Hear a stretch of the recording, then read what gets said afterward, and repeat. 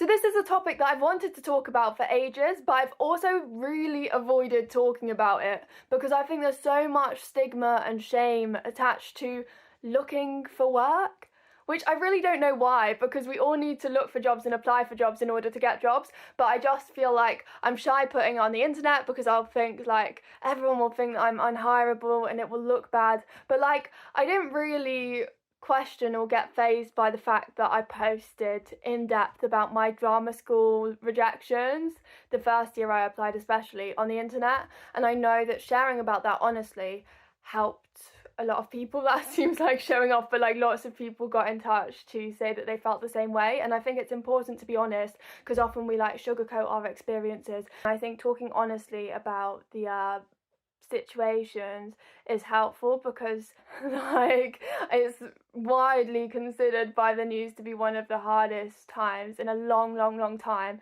to search for work. So I think it's important that we talk about it so people don't feel so alone.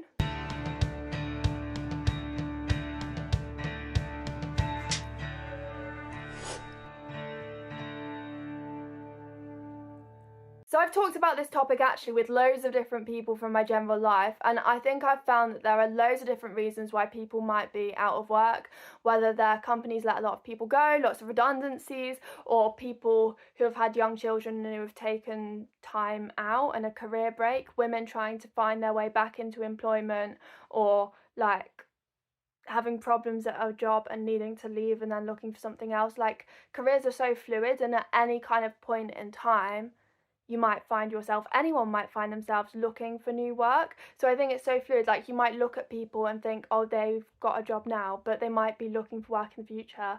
So I think these issues come up at various different stages in life. And for context, what's gone on in my career is that I was working a few different jobs, combining them together, and then lots of my different contracts ended at the same time. So I have like 0 hour contract work, I have freelance work, like short freelance contracts that I've done, but like that means that I'm just searching for new work all the time because I'm doing quite short contracts. And I think I've just thought about it a lot, and I've realised that everyone who I know who has a big job right now at some point was looking for work. So like I can talk about it openly on the internet, and like it doesn't make me seem less hireable. Like I've had many different jobs in my life, and also some people who I've talked to who have big jobs now are like, oh, it took until I was like 26 in order to like find my secure like big grown up kind of career job. So everything happens for people at different times, and I know someone else who's just graduated and it takes on average 2 years to find a grad job in that kind of sector because there's less vacancies that come out, and like it just takes time and like building up experience in order to get those kind of roles, and that's so normal. But basically what I'm trying to say is that the people who are earning the most right now while we're young may not be the people who are earning the most in like 10 years, 20 years time. For example, Ed Sheeran talks about the fact that when his friends were graduating and getting graduate jobs and starting to be more financially comfortable, he was still like sofa surfing and working hard because his career takes longer sometimes to establish yourself. But then now he's earning so much more than them. So like each career type and each industry takes a different length of time. Every person takes a different length of time. Just because your career is not where you want it to be at the moment, it doesn't mean that you won't then like overtake people at different phases of life, and like everything's so fluid and nothing will be like the same scenario forever. And also, obviously, this mindset's a privilege to have, but there is so much else to life that you'll look back on other than just what job you had. Like, you'll remember the memories that you've made with people.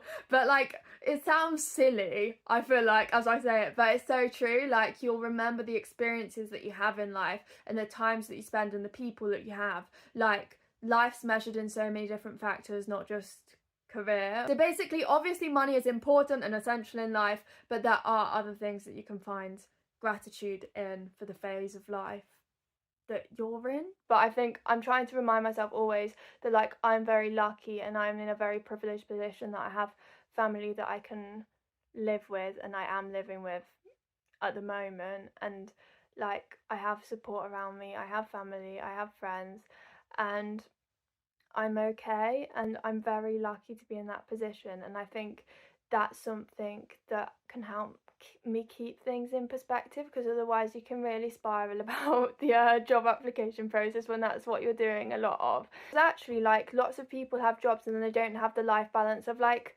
hobbies, other skills that they do, like a life outside of work and good relationships with like family and friends. And I'm really nurturing those things in the time that I have. Like how I'm personally trying to deal with this whole scenario when I do have like in and out of like having more work, having less work. How I try to deal with it is I just try to just be more conscious of having gratitude when I am working a lot, and when I'm not working a lot, having gratitude for what I have as well, because I have about like 10 different hobbies and community groups that I go to. Like I do comedy improv, I go to a Spanish conversation group, I'm doing volunteering to upskill myself in various different areas.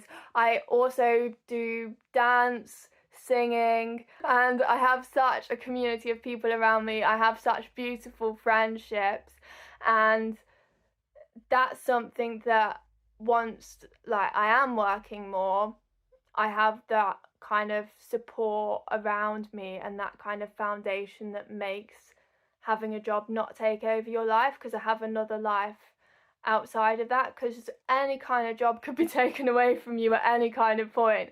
So having stuff outside of that and having gratitude for what you have, and just taking the opportunity to be open to all opportunities and be like, yes, I'll volunteer, yes, I'll try this new group and go to this group, and yes, I'll learn these new skills, and yes, I'll meet all of these new people. I've met so many people, it's quite overwhelming. I'm like, how am I going to keep in contact and maintain all these different people who I know?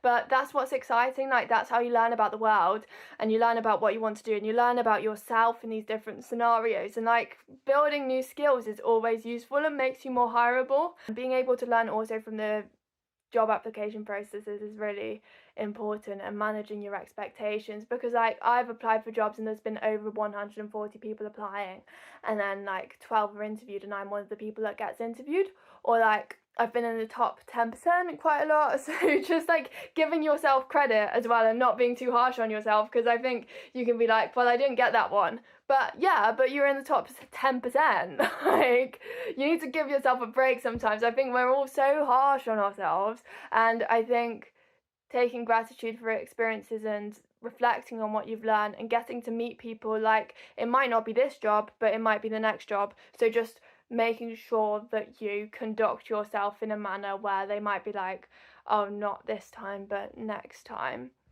is important. And also I think what I've learned is to not be the person to say no to yourself, because I think as well as statistics that like men are more likely to apply for roles where they don't fit the criteria as much compared to women. And I think some of the jobs that I've got have surprised me, because I wouldn't have personally said this is the job I'm most likely to get. I like to do the really long application forms because I feel like maybe less people will be doing those, and then investing in that would be helpful. But then also some of the jobs are actually wild. Like I applied for just a job at a cinema, just assisting at a cinema. Over 800 applied. So I think it's so difficult, and you not getting that job is not reflective on you being like unhireable or anything. Like chances are so low of getting a job where over 800 people have applied. So it's just a very challenging time. In this video I'm mainly talking about your sort of typical like non-acting jobs. It's hard to explain what I mean, but just the non-acting job applications, which I feel like is very different. But I feel like the acting auditions has taught me a lot, because I'm a represented actor. Like I have an agent and I go up for auditions, I find auditions myself, I get auditions through my agent, and like in classes you get told you get 1 in 52 jobs, and like 98, I can't speak, 98% of actors need another job on the side in order to be able to live because it's incredibly challenging as an industry, and you could get a job and then not work again for the next 10 years. So being able to manage your expectations through that, I feel like has taught me a lot of transferable skills to this, but I think it's important to keep in mind, like, some of the feedback I've got is like someone just has more experience in a certain area, so that's something that I can work on, and like isn't to do with me, or some people just have years and years and years of experience, and I'm 22, like how would I have built that many years of experience? Like, it's just over time building your CV up makes things easier. Realistically, there are loads of people who are applying for jobs and people who are out of work for a while if they've been made redundant or something, and it can feel quite isolating, but actually loads of people are in the same situation. So that's the video, and please do share your experiences with this in the comments, because I think it's really important that we have open conversations about this. Please do also consider subscribing, because that would really help me out, and if I get to 1,000 subscribers, this could then become a job for me, and that would be incredibly helpful and useful. So please do consider subscribing, and thank you so much for taking the time to listen to me in your day. I do appreciate it. Thank you, and all the best actually with everything that you're doing. If you're applying for jobs, good luck. Thank you. Bye.